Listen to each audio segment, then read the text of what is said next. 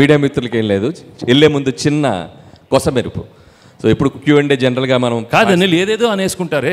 కాదు సార్, ఏదేదో అదే విందాం, ఏమనుకుంటారు అది విందాం. కాదు ఏంటి అది విందాం సార్, నాకు టెన్షన్ వేస్తుంది. ఏమేమి అనుకునే కాదమ్మా, ఒక ex girl friend ex wife ఏదేదో అనేసుకుంటారు. కాదు సో మనకేం లేదు సార్, సినిమాలో ఉన్న కాదు తన కిడ్నీ తను తీసుకుంటుందా, ఆ లెవెల్ వరకు ఎన్నో థాట్స్ వచ్చేస్తాయి. సార్ మిమ్మల్ని కన్ఫ్యూజ్ చేస్తున్నారు. సో ఏం లేదు, చిన్న పజిల్. సో ఇక్కడ ఆల్రెడీ మీరు కొన్ని క్యారెక్టర్స్ చూశారు. So X cap, excellent wife, ex girl friend, ఒక సీఎం గారు నరేష్ గారు అండ్ పార్టీ ప్రెసిడెంట్ వీటీ గారు. మీకు బ్యాక్లో కొన్ని క్యారెక్టర్స్ డిస్ప్లే అవుతున్నాయి ఇప్పుడు. So Jailer, Bihar Orissa rowdies and the Microsoft company CEO and constable. So వీళ్ళందరి మధ్య ఒక కథ నడుస్తుంది. సో నాకు మీడియా మిత్రులంటే ఒక గౌరవం. ఎందుకంటే ఒకరు ఇంటర్వ్యూ ఇస్తే అప్పట్లో వాయిస్ రికార్డులు లేని టైంలోనే చక్క పాయింట్లు అట్లా అర్థం కాని పాయింట్ రాసుకొని ఆ 4 హైలైట్స్ పెట్టుకుని అందంగా రాస్తారు ఒక ఇంటర్వ్యూ ఏదైనా. So they can connect the things very well. చిన్న ఇన్ఫర్మేషన్ కూడా చాలా బ్యూటిఫుల్గా కన్వే చేస్తారు. సో మీ ముందు ఒక ఈ చిన్న ఇన్ఫర్మేషన్ని డాట్స్ కనెక్ట్ చేస్తూ ఈ సినిమా కథ ఏమై ఉంటుంది అని గెస్ చేయండి. సో చేయటం వల్ల మీకు ఏదో టైంపాస్ మాకేంటని మీరు అనుకోవచ్చు. ఇందాక నుంచి సంక్రాంతిగా రాజుగారు అంటున్నారు కాబట్టి ప్రీ రిలీజ్ ఈవెంట్ రోజు కథని దగ్గరగా గెస్ చేసిన వాళ్ళకి అల్టిమేట్ గిఫ్ట్ ఇవ్వబోతున్నాం. ఏంటి ఉండవో అసలే బడ్జెట్ నేను పెద్ద అమౌంట్ ఏదో చెప్పేశారు. మంచి అనౌన్స్ చేశాడు, ఈ సినిమాకి తీసుకున్న రెమ్యునరేషన్ గిఫ్ట్ ఇస్తాడంట. అప్పుడే ఇంట్రెస్ట్ లెవెల్ బాగుంది. 25,000 అంటే ఎవరికి కావాలి, 25 lakhs అంటే నైట్. సో ఇప్పటికిప్పుడు స్పాంటేనియస్గా ఈ కథ ఏమిటో మీరు చెప్పాలి. పాత్రలన్నీ మీ కళ్ళ ముందు ఉన్నాయి. సో ఆ పాత్రలు ఎలా కలుస్తాయి? కాదు అనిల్, నువ్వు ఏదో అనుకున్నావు కానీ సైలెంట్ గా మైక్ ఎవరి దగ్గర ఉంది అక్కడ? అదే వాట్ ఆర్ యూ టాకింగ్? తీసేసుకున్నారు మైక్. కాదు ఫస్టే మీరు చెప్పేస్తారా? అంటే అలా కాదు, మీరు కథ గెస్ చేయమన్నారు ఓకే. అంటే మీ కథ మొత్తం బయటకు వచ్చేస్తే ఏం ప్రాబ్లం లేదా? అంటే కథ బయట అడిగారు కదా పాపం, ఏం పర్వాలేదు. మీరు నిజంగా కథ మొత్తం గెస్ చేస్తే అసలే మీకు సన్మానం చేసి నెక్స్ట్ పిక్చర్ రైటింగ్ టీంలో మీకు ఇచ్చేస్తా. వద్దులేండి, కథ అంతా రివీల్ చేయడం అంత పెద్ద బాగోదు. ఓకే. అంటే యాక్చువల్గా నాకు మీ సినిమాల్లో F2 ఇష్టం అని చెప్పి దిల్రాజ్ గారు అన్నారు, కానీ నాకు రాజా ది గ్రేట్ ఇష్టం. ఎందుకంటే హై యాక్షన్ని, హై ఎంటర్టైన్మెంట్ని, ఫ్యామిలీ ఎమోషన్స్ని, ఈ మూడింటిని పర్ఫెక్ట్గా బ్లెండ్ చేసిన cinema Raja the great. So మళ్ళీ ఆ తర్వాత మీరు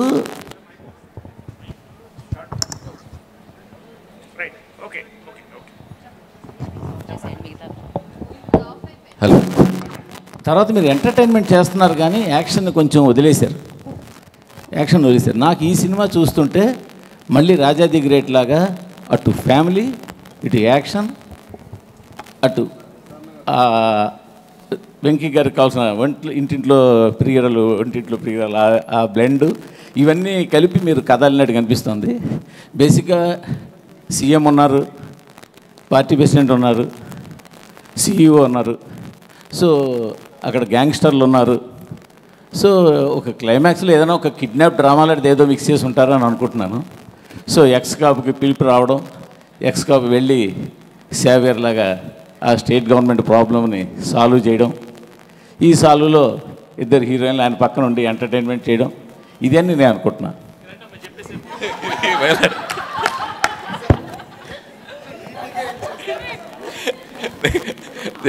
ఓకే, నెక్స్ట్ ఎనీబడి? అనిల్ గారు, అంటే ఈ క్రియేటివ్ ప్రాసెస్ అంతా యూజువల్గా మీది.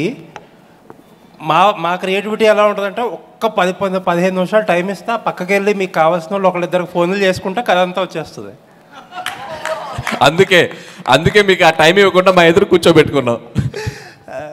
ప్రాబ్లం ఏంటంటే వెంకటేష్ గారేమో సినిమాల్లో కథలు ఉండాలి, మీ దాంట్లో ఏమో కథల కంటే కూడా ట్రీట్మెంటు, ఎంటర్టైన్మెంటు ఎక్కువ. కాబట్టి ఇది పెద్ద టెస్ట్ మాకు ఇది. నాకు అనిపిస్తుంది ఏంటంటే వెంకటేష్ గారు, మీనాక్షి గారు ఎక్కడో సంథింగ్ ఏదో కొలీగ్స్ అయి ఉంటారు. వీళ్ళిద్దరు మ్యారేజ్లో ఆ అమ్మాయి వీళ్ళిద్దరు హ్యాపీ మ్యారేజ్లోనో ఎందులోనో ఉంటుండగా ఆ అమ్మాయి ఈయన అక్కడ ఫ్లాష్ బ్యాక్లో వదిలేసిన ఒక ప్రాబ్లమ్ను తీసుకొచ్చి వీళ్ళ ఇద్దరి మధ్యలో వచ్చి కూర్చుంటుంది అనుకుంటున్నా నేను. ఆ అమ్మాయి వచ్చిన ప్రాబ్లమ్స్తో ఆ అమ్మాయితో పాటు ఆ అమ్మాయి ఆయన గతం తాలూకు ప్రాబ్లమ్స్ తీసుకురావడం అవన్నీ ఎలా సాల్వ్ చేస్తారని స్టోరీ అనుకుంటున్నాను. Super, first 2 super. నెక్స్ట్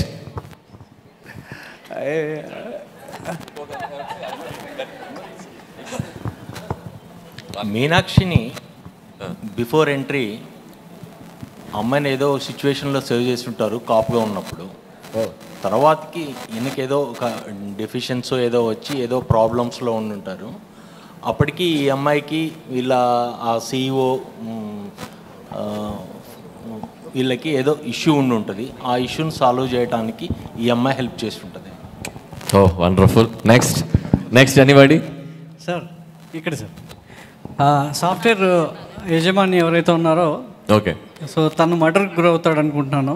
దాన్ని సాల్వ్ చేయడానికి ఎక్స్ కాపుగా ఉన్నటువంటి గర్ల్ ఫ్రెండ్ సహాయంతో ఇప్పుడు ఎవరైతే IPS ఉన్నారో మీనాక్షి గారి సహాయంతో ఎక్స్ కాపుగా ఉన్న అతను తన వైఫ్ ద్వారా ఈ కేసుని అంతా ఛేదిస్తాడు. దానికి అక్కడ ఉన్నటువంటి CM కావచ్చు, వాళ్ళ ఏవైతే పార్టీ ప్రెసిడెంట్ సాఫ్ట్వేర్ దానికి లింక్ ఉంటుంది. దానికి CM ఏ విధంగా సహాయపడతాడు, ఆ మధ్యలో జరిగిన డ్రామా ఏంటి, వాళ్ళ ఫ్యామిలీ ఆ మర్డర్ని ఏ విధంగా చేంజ్ చేస్తుంది, ఏ విధంగా ఆ కేసును సాల్వ్ చేస్తుంది అనేది గెస్సింగ్ సార్.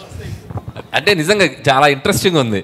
అంటే ఒక ప్లాట్ పాయింట్కి ఎన్ని పాయింట్ ఆఫ్ ఉన్నాయో తెలుస్తుంది సార్. అది కాదు సార్, ఇది సినిమా షూటింగ్ మొదలెట్టే ముందు పెట్టుంటే 4-5 కథలు తిద్దరు, సీక్వెల్ తిద్దరు. ఇప్పుడు పర్లేదు, ఇప్పుడు నోట్ చేసుకుంటాం బాగా చెప్తే.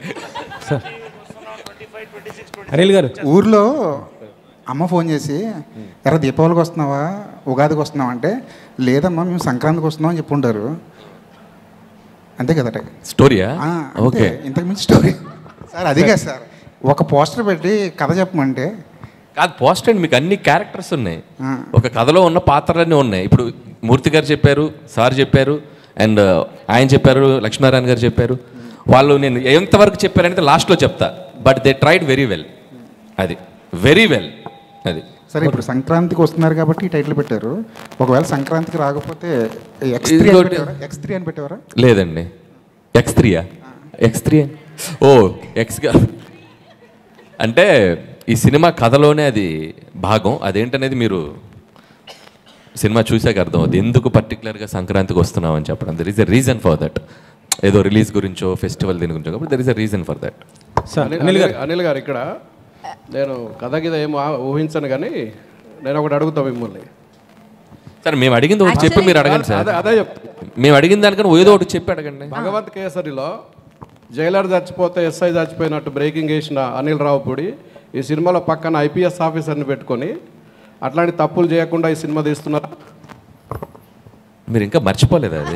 సమస్యలు అసలు ప్రపంచంలో ఎన్ని సమస్యలు ఉన్నాయి సార్, ఎన్ని సమస్యలు ఉన్నాయి నాకు అర్థం కాల. ఇదే సినిమా కాదు, న్యూస్ బులెటిన్ లో జైలర్ బదులు SI రాసావంట. అది మర్చిపోరా మీరు? 1 year అయింది సార్ మూర్తి గారు. అదేంటి, అది నా తప్పు కూడా కాదు, కింద జైలర్ బదులు SI రాశారు. ఆయన ఇంకా గుర్తుపెట్టుకుని అడుగుతున్నారు. My God. సార్ అనిల్ గారు నాకు 2 అనుమానాలు. దిల్ రాజు గారు ఇదంతా ఫిట్టింగ్ పెట్టి కథలని చెప్పి ఆయన మనసులో మీరు మా సినిమాలు బాగున్నాయని బాగాలేదని అంటారు కదా, బాగా అయ్యిందిలే మీకు, మీ క్రియేటివిటీ మీరే చూసుకోండి అని ఆనందిస్తున్నారేమో అని ఒక అనుమానం. ఇంకొక అనుమానం ఏంటంటే, మొత్తం కథలన్నీ కలెక్ట్ చేసుకుంటారు, మాకు ఏదో ప్రీ రిలీజ్లో గిఫ్ట్ అంటారు, మీరు ఇప్పుడు 15 కోట్లు 20 కోట్లు పెట్టి ఆ కథలతో సినిమాలు తీసేస్తారని ఒక భయం ఉంది. ఖచ్చితంగా మీరు చెప్పిన కదా మీకు గుర్తుంటుంది, మీ క్రెడిట్ మీకు ఇస్తాం, కావాలంటే రెమ్యునరేషన్ కూడా ఇస్తాం. అదే ఐడియా, కదే చెప్పాలి వెంకట్ గారు, కదే చెప్పాలి. కదే అండి. అంటే నాకు గతంలో ఒక సినిమా చూశాను, జీవిత ఖైదీ అని, శోభన్ బాబు గారిది. అందులో కూడా జయప్రద, జయసుధ గారు, శోభన్ బాబు గారు SI, జయప్రద గారేమో పోలీస్ ఎక్స్ లవర్, జయసుధ గారేమో వైఫ్. ఈ ముగ్గురు సేమ్ క్యారెక్టర్స్ ఇవి. కాకపోతే దాంట్లోనేమో జయప్రద గారు చనిపోతారు, సీరియస్గా అది క్లైమాక్స్. ఇందులో మీరు ఫన్గా చూపిస్తున్నారేమో నాకు అదే. కాకపోతే అంటే ఆ క్యారెక్టర్స్ చూసినప్పుడు 3 క్యారెక్టర్స్ కూడా జీవిత ఖైదీ ఆ సినిమా క్యారెక్టర్సే నాకు ఇక్కడ వచ్చినాయి. సేమ్ క్యారెక్టర్స్, సేమ్ మొత్తం అది అలా అయితే అనిపించింది. Fun, serious. అది అంటే మీరు కథ చెప్పలేదు, నాకు ఆ క్యారెక్టర్స్ నాకు క్యారెక్టర్స్ చెప్పారు. Okay okay done done. Okay next next Lakshmi గారు కథ చెప్తున్నారు అంతే, క్వశ్చన్స్ కాదు. అందుకేగా మిమ్మల్ని అడుగుతున్నాం.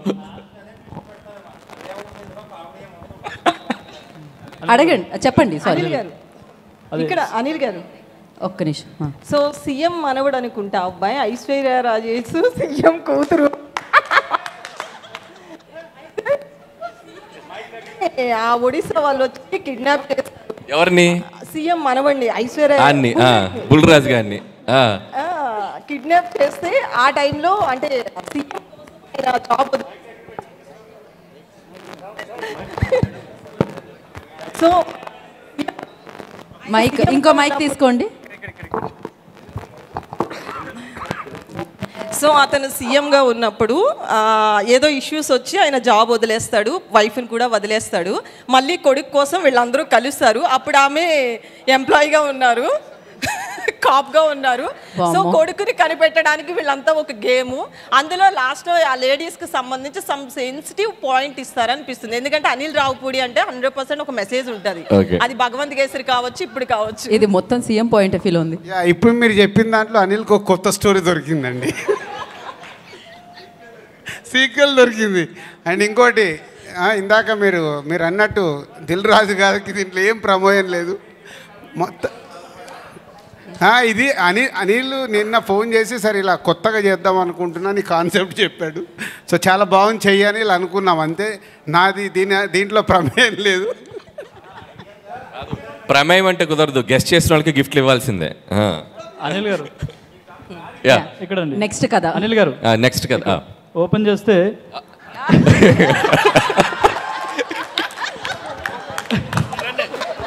నెక్స్ట్ షాట్ చెప్పండి ఒకసారి. అదే సాయి కుమార్ గారు ఎలివేషన్తో మీరు వస్తారు. అప్పట్లో ఒకడు ఉండేవాడు పోలీసు, ఇలా ఉండేవాడు, ఇలా గంభీరంగా ఇలా ఉండే, ఆయన కొడితే ఎక్కడెక్కడ వెళ్ళిపోతారని ఒక ఎలివేషన్ వస్తుంది. ఎలివేషన్తో మీరు వస్తారు. అక్కడ ఒక ఊర్లో గ్రామంలో సాఫ్ట్వేర్ కంపెనీ పెట్టాలనుకుంటారు. కాకపోతే అక్కడ ఒక ప్రాబ్లం వస్తుంది. అప్పుడు మిమ్మల్ని తీసుకొస్తారు పోలీస్గా. మీకు ఐశ్వర్య కాదు ఏమన్నారు మీనాక్షి గారు సపోర్ట్ చేస్తారు. ఆమె ఆల్రెడీ డిపార్ట్మెంట్లో ఉంటారు. సపోర్ట్ చేసిన తర్వాత మీరు ఎలాగో ఎక్స్ గర్ల్ ఫ్రెండ్ కాబట్టి మీ మధ్యలో మళ్ళీ ఆమె వస్తారు.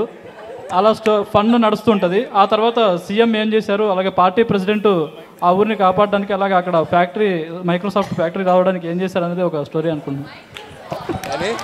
కాదు, తెలుగు ఫిల్మ్ ఇండస్ట్రీలో ఒకరు కథ చెప్తుంటే లైవ్ పర్ఫార్మెన్స్ చేసింది ఇదేనేమో. మీరు కథ చెప్తుంటే మీ ముందు పాత్రలు కదులుతున్నాయి, మీరు గమనించారా లేదో. సంక్రాంతికి వస్తున్నాం 2025, 26, 27 వరకు వచ్చేస్తాయి కథలు. థ్యాంక్ యూ అనిల్ గారు. సార్ మీరు ఎమ్మెల్యే అవుతారనుకుంటే సీఎం అయ్యారు సార్, కంగ్రాచులేషన్స్.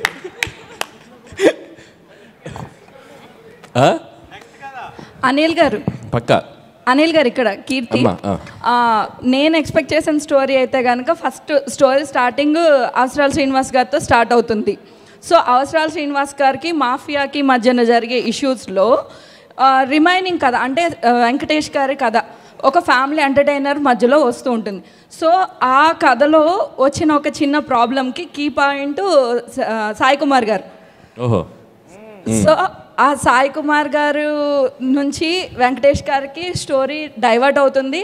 మధ్యలో ఫన్ ఎలిమెంట్స్ అన్నారు కాబట్టి నరేష్ గారిది అండ్ అలానే గణేష్ గారిది ఫన్ ఎలిమెంట్స్ అన్నారు కాబట్టి సో కనెక్టివిటీ ఉంటుంది. అలా అది మేము ఎక్స్పెక్ట్ చేస్తున్నాం. కీర్తి మీ ఫోన్ నంబర్ ఏంటి?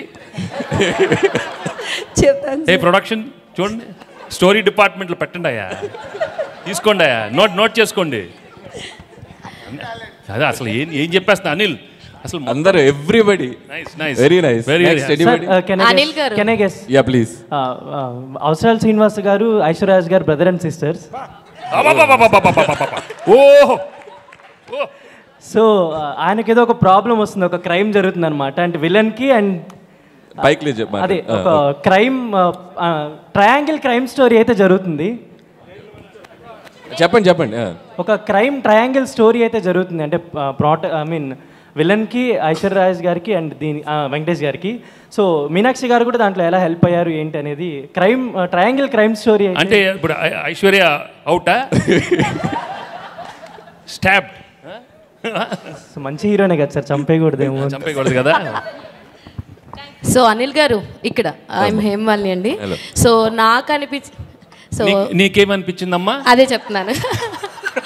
సో నాకు అనిపించినంత వరకు ఏంటంటే మీ సినిమాస్ వీళ్ళు అందరూ చెప్తున్నట్టు ఫన్ ఉంటుంది, కొన్ని ఈసారి యాక్షన్ కూడా ఉండబోతుంది అనిపించింది. అయితే స్టోరీ పరంగా వెళ్తే కనుక సో మీనాక్షి గారు ఎలాగో ఎక్స్ గర్ల్ ఫ్రెండ్ అని చెప్పాను అన్నారు, ఆయన ఆల్రెడీ ఎక్స్ పోలీస్ ఆఫీసర్ అని అన్నారు. మేబీ ఆయన సర్వీస్లో ఉన్నప్పుడు ఏదో ఒక ఇన్సిడెంట్ వల్ల ఆయన దాన్ని లెఫ్ట్ అయిపోయి బయటకు వచ్చేసిన తర్వాత ఐశ్వర్య రాజేష్ గారితో పెళ్ళి అవ్వడం జరుగుద్ది. ఆ తర్వాత వాళ్ళ అబ్బాయి. సో ఇదంతా నడుస్తుంది. ఆయన వచ్చేసిన తర్వాత ఊర్లో మేబీ వాళ్ళ సీఎం ఉన్న ఊర్లోనే ఆయన ఉంటాడు. సో ఈయనకి అండ్ గణేష్ గారికి కూడా చాలా కామెడీ ట్రాక్స్ ఉన్నాయి కాబట్టి ఈయన ఏదన్నా ఒకవేళ రాంగ్ ట్రాక్ వెళ్తే దానికి సజెషన్స్ గైడ్ లైన్స్ కోసం మన వెంకటేష్ గారి హెల్ప్ తీసుకుంటూ ఉండొచ్చు. అయితే ఈలోపు మీనాక్షి గారు ఎలాగో ఎక్స్ గర్ల్ ఫ్రెండ్ కాబట్టి అక్కడ ఏదైనా లైక్ పోలీస్ స్టోరీస్లో ఏదన్నా ఒక చిన్న ప్రాబ్లం వచ్చి దాన్ని సాల్వ్ చేసుకోవడం కోసం వెంకటేష్ గారిని మళ్ళీ కలవచ్చు.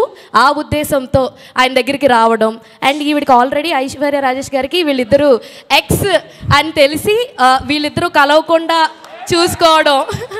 సో వీళ్ళిద్దరిని కలవకుండా చూసుకోవడం, అదేంటి దాని దగ్గరికి ఎందుకు వెళ్తున్నావు, నేను కదా మీ వైఫ్ అని చెప్పి అని ఇలాంటివి మధ్యలో వాళ్ళిద్దరికి మధ్యలో ఉండడం. అండ్ ఈ మధ్యలో లైక్ మన అవసరాల శ్రీనివాస్ గారు అండ్ ఈ క్రైమ్ బ్యాచ్ ఎవరైతే ఉన్నారో మేబీ వీళ్ళు ఏదన్నా ఒక డిఫరెంట్ లైక్ ఏదన్నా సైన్స్ ఫిక్షన్లో ఇప్పుడు చాలా జరుగుతున్నాయి కదా, అలా ఏదన్నా అయ్యుండి సో దీనికి ఏదన్నా ఒక పెద్ద క్రైమ్ వాళ్ళు అనుకుని సంక్రాంతికి టార్గెట్ పెట్టుకోవాల్సింది.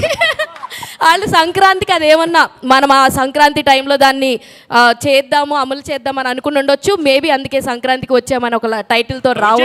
నువ్వు చెప్పే లోపల మేము జనవరి 14 వచ్చేసింది. Jan 14 రేపే రిలీజ్. ఏంటమ్మా వెరీ గుడ్. అనిల్ గారు చెప్పండి.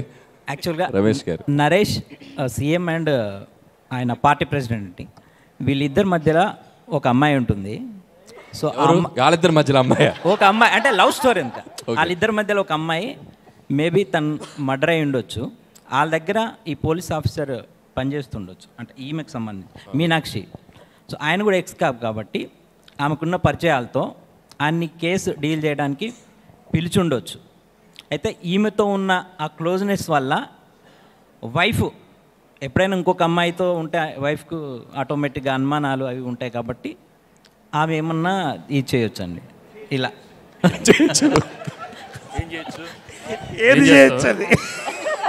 ఏం చేస్తావే? ఏం చేస్తా? ఎక్స్ గర్ల్ ఫ్రెండ్ ఏం చేస్తావు? ఏం చేస్తావు చెప్పు. పెళ్ళైన మొగాడి ఆడదాన్ని ఎవరన్నా కన్నెత్తి చూస్తే వాళ్ళు కాళ్ళు కట్ చేసి పొయ్యిలో పెడతా, చేతులు నరికి మిషన్లో పెడతా. వద్దు. Okay very good. అనిల్ గారు చాలా కథలు కథలు నాకు అన్ని కథలుద్దమ్మా. నాకు ఓకే లాస్ట్ అనిల్ గారు. ఎస్ హాయ్ అండి, this is Rani. So first of all Meenakshi గారికి అంటే అవసరాల శ్రీనివాసరావు గారు ఒక సాఫ్ట్వేర్ కంపెనీకి CEO అన్నారు కదా, సో ఆయన వల్ల ఏదైనా ప్రాబ్లం అయ్యి ఉండొచ్చు. ఎలాగో వెంకటేష్ గారు ఎక్స్ కాప్ కాబట్టి సో ఆయన సజెషన్స్ కోసం ఇంటికి వస్తే ఐశ్వర్య గారికి వెంకటేష్ గారికి మధ్యలో మీనాక్షి గారు రావడం కొద్దిగా ఎంటర్టైన్మెంట్గా ఉంటుంది. అండ్ అలాగే బాలరాజు ఎవరైతే ఉన్నారో నరేష్ గారికి అండ్ అలాగే పార్టీ ప్రెసిడెంట్ గారికి మధ్యన మీరు లవ్ ట్రయాంగిల్ లవ్ స్టోరీ నడుస్తుంది అని చెప్పారు కాబట్టి సో అతని వల్ల ఏమన్నా నరేష్ గారికి అండ్ అలాగే ప్రెసిడెంట్ గారికి మధ్యన ఒక స్టోరీ ఉండొచ్చు. సో వీటన్నిటిని సాల్వ్ చేయడానికి సంక్రాంతికి మేము మీ దగ్గరికి వస్తున్నాం అనేది ఏదైనా పాయింట్తో వెళ్ళి ఆ ఇష్యూని ఏమన్నా సాల్వ్ చేస్తారేమో అనిపించింది. వీడు ఎవడు బాబు? ఎవరు బాబు? మీ బాబు. నాకు తెలీదు. సార్ అనిల్ గారు ఇదే లాస్ట్ అండి కదా, ఇంతటితో కథలు సార్ సమాప్తం. నా గెస్ ఏంటంటే సాయి కుమార్ గారు అండ్ మీనాక్షి గారు ఇద్దరు డాటర్ అండ్ ఫాదర్ క్యారెక్టర్ అని అనుకుంటున్నాను. సో వీళ్ళిద్దరు పోలీస్ బ్యాక్గ్రౌండ్ కాబట్టి వెంకటేష్ గారు కూడా పాస్ట్లో ఏంటంటే లవ్ చేస్తారు, బట్ సమ్ డిస్ప్యూట్స్ వల్ల వచ్చేసి ఐశ్వర్య రాజేశ్వర్ గారిని మ్యారేజ్ చేసుకుంటారు. ఆ తర్వాత క్యారీ ఫార్వర్డ్ అవుతూ స్టోరీ క్యారీ ఫార్వర్డ్ అవుతున్నప్పుడు ఒక ప్రాబ్లం వల్ల సంక్రాంతి రోజు ఏదైనా ఒక ఇష్యూ సాల్వ్ చేస్తున్నారు కాబట్టి లవ్ ట్రాక్ జరుగుతూ ఉంటుంది కాబట్టి సంక్రాంతికి వస్తున్నాము అని చెప్పేసి చెప్తారేమో నేను. Okay, very good. మీరు సంక్రాంతికి వస్తున్నారు కదా, సంక్రాంతిలో ఎస్ ఉంది కదా, కానీ మీ స్టార్ కాస్ట్లో లాస్ట్ అందరి పేర్లు ఎస్ వస్తుంది. నరేష్, గణేష్, వెంకటేష్, ఐశ్వర్య రాజేష్, భీమ్స్, ఇంతమందికి ఎస్ వస్తుంది. అందుకే సంక్రాంతి సార్ మైక్ ఇవ్వండి మూర్తి గారు. ఒకసారి మూర్తి గారు ఏంటండి? కాదు మూర్తి గారు, మూర్తి గారు సరదాగా, మూర్తి గారు సరదాగా నాకు ఒక చిన్న కోరిక ఉంది. మీరు మన మిత్రులు చెప్పిన కథలకి మీరు రేటింగ్ ఇస్తారా? Crazy sir. Okay sir last story sir. ఎవరయ్యా? ఇక్కడ సార్. సార్ ఏంటి అని అంటే మన మీనాక్షి చౌదరి గారు వెంకటేష్ గారు ఫస్ట్ స్టార్టింగ్ లవర్స్ అనమాట. దాని మధ్య ఐశ్వర్య రాజేష్ గారు వస్తారు. ఐశ్వర్య రాజేష్ తో పెళ్లి చేసుకోవాల్సి వస్తుంది అనమాట. పెళ్లి చేసుకోవాల్సి వస్తే మీనాక్షి చౌదరి గారేమో ఇంకా రఫ్ గా హ్యాండిల్ చేసి ఆవిడ ఎలాగో కాప్ కాబట్టి అంటే సీఎం దాకా వెళ్తారు సార్. సీఎం దాకా వెళ్ళి వాళ్ళ మధ్యన ఫన్ జరుగుద్ది. లాస్ట్ కి ఇంకా తప్పదు అనేసి ఐశ్వర్య రాజేష్ తో ఉండాల్సి వస్తుందని అనుకుంటున్నాను. అది సార్ క్లైమాక్స్. కాదు, first of all big claps to అందరికీ క్లాప్స్ కొట్టాలి. అంటే ఇట్స్ ఒక్కొక్కరి పాయింట్ ఆఫ్ వ్యూ ఒక్కొక్కలా ఉంటుంది. ఒక్కొక్క డైరెక్టర్ ఒక్కొక్కలా తీస్తారు, ఒక్కొక్క రైటర్ ఒక్కొక్కలా రాస్తారు. సో ఒక చిన్న ప్లాట్ పాయింట్కి ఇన్ని పాయింట్ ఆఫ్ వ్యూస్ స్పాంటేనియస్గా ఇన్స్టెంట్గా చెప్పడం అనేది కూడా మామూలు విషయం కాదు. మీలో కూడా చాలా క్రియేటివిటీ ఉంది. Thank you so much. చెప్పిన వాళ్ళలో ఒక నలుగురు మ్యాచ్ అయ్యారు మాకు. మీరందరూ ఇండస్ట్రీలోకి వస్తే ఇండస్ట్రీ బాగుపడుతుందమ్మా. అనిల్ సార్, నేను సూపర్ హిట్స్.